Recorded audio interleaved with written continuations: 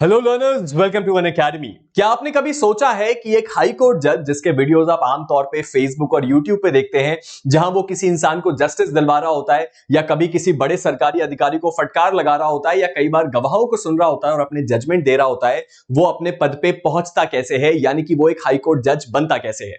जब कभी भी हम बात करते हैं हाई कोर्ट जज की, तो हमने देखा कि कोविड-19 के बाद से जब से ई कोर्ट मैकेनिज्म हमारे देश में आया, यानी कि कोर्ट की हियरिंग वीडियो कॉन्फ्रेंसिंग के थ्रू होने लगी और यूट्यूब पे इसका लाइव स्ट्रीमिंग होने लगा, तो पूरे देश ने पहली बार यह देखा और इस बात को विटनेस किया कि हमारी देश की अदालतों में और खास करके हमारी हायर जुडिशरी में प्रोसीडिंग्स चलती कैसे हैं, जो आमतौर पे वो मूवीज पे देखते थे।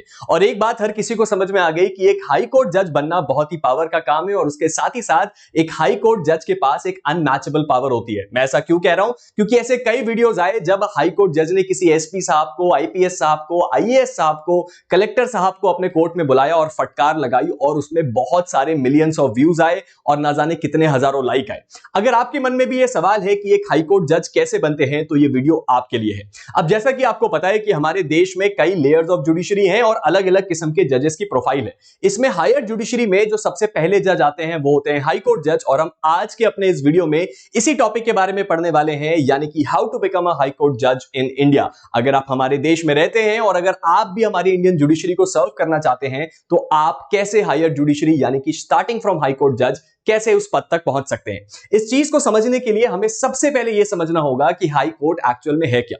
अब ये बात मैं बड़ी अच्छी तरह जानता हूं कि आप में से ज्यादातर लोगों को पता होगा, लेकिन फिर भी आपका डाउट क्लियर करने के लिए, हमारे देश में जो सबसे बड़ी अदालत है जो पूरे देश में इकलौती है, वो है सुप्रीम कोर्ट ऑफ इंडिया, यानी कि इंडिया की एपेक्स कोर्ट।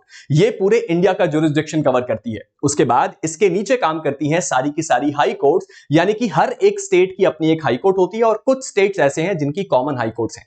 एक हाई कोर्ट के पास उसके पूरे स्टेट का जुरिस्डिक्शन होता है और कुछ अलग ऐसी भी हाई कोर्ट्स हैं जिनके पास कुछ एक्स्ट्रा जुरिस्डिक्शन भी होता है। यानी कि आमतौर पे अगर आप अंडरस्टैंडिंग बनाना चाहें तो एक हाई कोर्ट अपने स्टेट की सबसे बड़ी अदालत होती है। उसके बाद काम करती है डिस्ट्रिक्ट कोर्ट। डिस्ट्रिक्ट कोर्ट का मतलब होता है हर एक डिस्ट्रिक्ट यानी कि हर एक डिवीजन में अवेलेबल एक सेशंस कोर्ट और एक डिस्ट्रिक्ट कोर्ट, यानी कि क्रिमिनल और सिविल मैटर को देखने के लिए। अब जब कभी भी आप बात करते हैं जुडिशरी एग्जामिनेशंस की, जो सिविल जज की नियुक्ति होती है वो इन्हीं लोअर जुडिशरी के लिए होती है, यानी कि डिस्ट्रिक्ट कोर्ट्स के लिए होती है। और बहुत ही एक्सेप्शनल सिचुएशन में ऐसा देखा जाता है कि डिस्ट्रिक्ट कोर्ट के जजेस प्रमोट होकर हाई कोर्ट जा पाते हैं, क्योंकि डिस्ट्रिक्ट कोर्ट का टेन्योर ही बहुत लंबा है।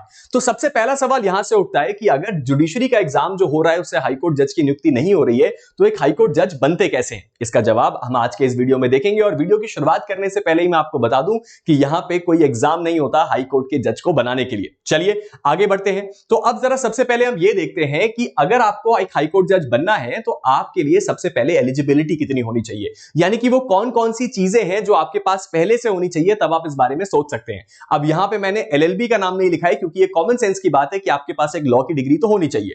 अब यहां पे सबसे इंपॉर्टेंट बात है इंडियन, यानी कि एक इंडिया का नागरिक ही हमारे देश की हायर जुडिशरी को सर्व कर सकता है, और ये चीज एप्लीकेबल है बाकी सारी गवर्नमेंट जॉब्स में भी। उसके साथ ही साथ आपके पास 10 साल का एक्सपीरियंस होना चाहिए। किस चीज का? अगर आपने हाई कोर्ट में 10 साल एक वकील के रूप में प्रैक्टिस किया है, तब आप एक हाई कोर्ट के जज बन सकते हैं। जी हां, सीधे वकील से हाई कोर्ट जज भी बना जा सकता है। और उसके साथ ही साथ अगर आप लोअर जुडिशरी यानी कि जो सिविल जज की नियुक्ति होती है, वहां पे भी अगर आपके पास 10 साल का एक्सपीरियंस है तो आप एक हाई कोर्ट जज बन सकते हैं। इसके बाद आता है गुड करियर रिकॉर्ड। जब कभी भी आपको एक इतने बड़े पद को ऑफर किया जाता है या उस पद पे भेजा जाता है, वो भी किसी बिना एग्जामिनेशन को लिए, तो बहुत ज्यादा जरूरी है कि आपका कैरेक्टर और आपकी इंटेग्रिटी अच्छी हो। तो इसीलिए आपका गुड करियर होना बहुत जरूरी है, आपका करियर बेदाग होना चाहिए। और उसके साथ ही साथ किसी भी प्रकार की कोई ऐसी बात नहीं होनी चाहिए आपके करियर में जो आपके इस पद पे डाउट क्रिएट करे। उसके बाद आखिर में आता है एक एडवोकेट और जज, यानी कि एक एडवोकेट और जज ही एक हाई कोर्ट में क्या बन सकते हैं, आगे जज बन सकते हैं। यानी कि अगर आप एक नॉर्मल लॉ ग्रेजुएट हैं तो आप हाई कोर्ट जज के बारे में नहीं सोच सकते। इसके लिए आपके पास हाई कोर्ट का या इन जनरल कोर्ट का एक्सपीरियंस होना जरूरी है, चाहे वो डिस्ट्रिक्ट जज के रूप में हो या फिर एक हाई कोर्ट एडवोकेट के रूप में हो। अब इस चीज को और ज्यादा अच्छी तरीके से समझते हैं कि एक जज और एक एडवोकेट केवल यही दो लोग हैं जो हाई कोर्ट जज बन सकते हैं, लेकिन इन दोनों में भी कुछ चीजें ऐसी हैं जिनको बारे में आपको पता होना चाहिए। सबसे पहले बात करते हैं एक जज के बारे में। यहां हम बात कर रहे हैं वो जजेस जो पहले से सिविल जज के रूप में नियुक्त हैं। अब ये जजेस कौन होते हैं? जब ये प्रमोट होते हैं सिविल जज से तो वो बनते बनते बनते बनते डिस्ट्रिक्ट एंड सेशन जज के पद पे जाते हैं, यानी कि एक डिस्ट्रिक्ट का सबसे बड़ा जज। जब ये इस पद पे पहुंचते हैं तो ऑलरेडी इनकी एज 50 प्लस हो जाती है, यानी कि 50, 51, 52, कई बार 55 प्लस। ऐसी परिस्थिति में हम आमतौर पे देखते हैं कि इस पद पे भी इनको सीनियरिटी में आना होता है और यहां पे भी एक लंबा एक्सपीरियंस चाहिए होता है। अगर इस एक्सपीरियंस को हम 10 साल मांग लें तो उस सिचुएशन में ये ऑलरेडी इस एज तक पहुंच जाते हैं कि अगर इनको हाईकोर्ट एलिवेट भी किया गया तो ये मैक्सिमम 1 साल 2 साल या 3 साल ही वहां पे सर्व कर पाते हैं। एक्सेप्शनल सिचुएशन में इससे ज्यादा भी सर्विंग हो पाती है। लेकिन जब हम बात करते हैं हायर जुडिशरी की, तो हाईकोर्ट जज का जो पद है वो तो एक स्टार्टिंग का पद है। उसके बाद आपको चीफ जस्टिस, उसके बाद सुप्रीम कोर्ट और उसके बाद सुप्रीम कोर्ट के चीफ जस्टिस यानी कि चीफ जस्टिस ऑफ इंडिया के पद तक भी जाना है। तो उसके लिए जो सबसे ज्यादा प्रैक्टिकल ऑप्शन है वो है एक एडवोकेट का, यानी कि एक ऐसा एडवोकेट जिसने हाई कोर्ट में 10 साल तक प्रैक्टिस करी हो और उसका अच्छा करियर रिकॉर्ड हो, मल्टीपल डायमेंशंस में उसकी प्रैक्टिस रही हो, तो वो एक हाई कोर्ट जज में एलिवेट हो सकता है। और इसकी सबसे खास बात यह है कि एक 35, 37 इयर्स के लोग भी इस एलिजिबिलिटी को क्वालिफाई कर लेते हैं और उसके बाद उनके पास एक लंबा करियर ऑप्शन होता है कि वो बहुत ज्यादा आगे पद तक जाएं, क्योंकि एक हाई कोर्ट जज को भी 5 साल सर्व करना पड़ता है हाई कोर्ट में मिनिमम। उसके बाद वो चीफ जस्टिस बन पाते हैं या सुप्रीम कोर्ट में एलिवेट हो पाते हैं। लेकिन प्रैक्टिकल सेंस में ये जो एलिजिबिलिटी है एक हाई कोर्ट जज की वो 10 साल की होती है। चलिए, हमने ये तो तय कर लिया कि भाई एक हाई कोर्ट जज आप बन कैसे सकते हैं, लेकिन सबसे पहले ये भी हमें देखना बहुत जरूरी है कि अगर आपकी एलिजिबिलिटी पूरी हो गई, आपने वकालत करी या जजशिप, अब आप एलिजिबल है एक हाई कोर्ट जज बनने के लिए, तो आपको नियुक्त कौन करेगा? तो इसके लिए सबसे इंपॉर्टेंट टर्म जो आपके लिए है वो है कलीजियम। अब ये कलीजियम एक ऐसा सिस्टम है जो हमारे देश में आया और इससे बहुत ज्यादा बवाल हुआ और बहुत सारी न्यूज बनी, क्योंकि इस सिस्टम ने यह बोला कि जजेस की नियुक्ति जजेस ही करेंगे, इसमें पॉलिटिक्स का कोई भी हाथ नहीं हो सकता, ताकि हमारी देश की जुडिशरी एकदम निष्पक्ष काम कर पाए। अब यहां पे क्या देखा गया, इस प्रोसेस को बड़ी आसान भाषा में समझिए। कलीजियम सिस्टम यह कहता है कि अगर आपको एक हाई कोर्ट का जज बनना है तो उस हाई कोर्ट के चीफ जस्टिस और उनके साथ साथ 4 और जज, यानी कि उस हाई कोर्ट का कलीजियम, इसी को हम कलीजियम सिस्टम कहते हैं, जिसके हेड होते हैं चीफ जस्टिस, वो वहां पे कुछ नामों के बारे में डिस्कशन करते हैं। यानी कि आपके स्टेट के चीफ जस्टिस आपके नाम के बारे में डिस्कस करेंगे अगर आपका नाम प्रपोजल से आया, और कई बार देखा जाता है कि चीफ मिनिस्टर भी कई बार कुछ नामों को रिकमेंड करते हैं।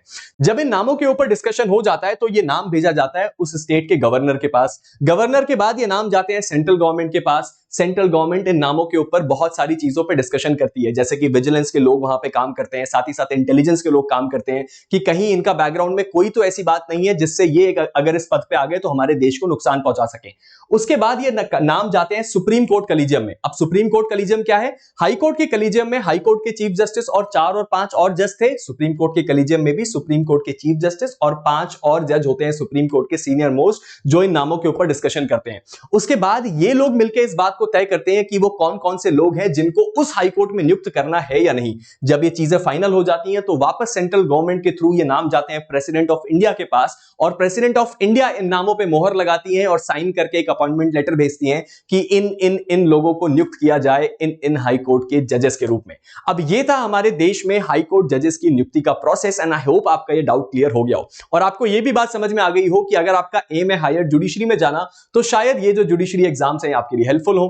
लेकिन अगर आपका टारगेट है हमारे देश के सबसे ऊंची अदालत यानी कि सुप्रीम कोर्ट तक जाना, तो इस वक्त प्रैक्टिकल अप्रोच ये कहती है कि आपको किसी एक अच्छे हाई कोर्ट में अपनी अच्छी प्रैक्टिस को करना चाहिए और उसके साथ ही साथ आपको काम करना चाहिए मल्टी डायमेंशनल प्रैक्टिस एरियाज में, ताकि आपका जो करियर है वो बहुत ही ज्यादा डाइवर्स हो और आपका नाम बहुत ही ज्यादा अच्छे तरीके से ऊपर आए। अब जाने से पहले और इस वीडियो को खत्म करने से पहले, अगर आपको ये वीडियो अच्छा लगा तो हमारे वीडियो को लाइक और हमारे चैनल को सब्सक्राइब जरूर कीजिएगा। जुडिशरी से रिलेटेड, एआईबी से रिलेटेड, इन जनरल सभी लॉ एग्जाम से रिलेटेड अगर आपका कोई भी डाउट है तो आप मेरे इस टेलीग्राम ग्रुप को ज्वाइन कर सकते हैं, जहां आपको study materials, regular video updates और उसके साथ ही साथ एक डिस्कशन ग्रुप भी है जहां मैं आपके कई सारे डाउट्स को सॉल्व कर पाता हूं। तो आप इस टेलीग्राम ग्रुप को ज्वाइन कर सकते हैं जिसका नाम है प्रांजल सिंह जुडिशरी, या आप प्रांजल सिंह अनअकैडमी के नाम से भी सर्च कर सकते हैं। जाने से पहले आप सभी स्टूडेंट्स के लिए गुड न्यूज भी है। इस वक्त इंडिया का जो सबसे बेस्ट प्लेटफॉर्म है आपकी जुडिशरी प्रिपरेशन के लिए वो है अनअकैडमी, और इस वक्त अनअकैडमी पे चल रहा है फ्लैट 50% ऑफ प्लस 1 साल का एक्सटेंशन। यानी कि आपने अनअकैडमी के साथ अगर कोई भी जुडिशरी का सब्सक्रिप्शन लिया तो वो आपको आधे पैसे में मिलेगा और उसके साथ ही साथ आपको 1 साल का एक्सटेंशन भी मिलेगा। इस ऑफर को अवेल करने के लिए नीचे दिए गए लिंक पे क्लिक करिए या कोड इस्तेमाल करिए PS। उसके साथ ही साथ आप हमारी झारखंड मेंस बैच को भी ज्वाइन कर सकते हैं, जो कि बहुत ही जल्द शुरू होने वाली है नवंबर 19 से। 2 महीने की ये बैच है जहां हम झारखंड मेंस की एक सेंट्रिक तैयारी करवा रहे हैं, ताकि आपका झारखंड मेंस बहुत ही अच्छे और फ्लाइंग कलर्स के साथ पास हो।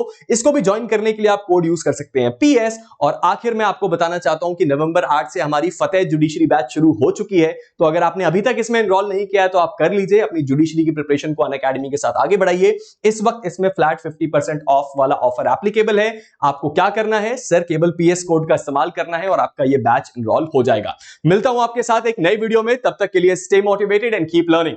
Thank you.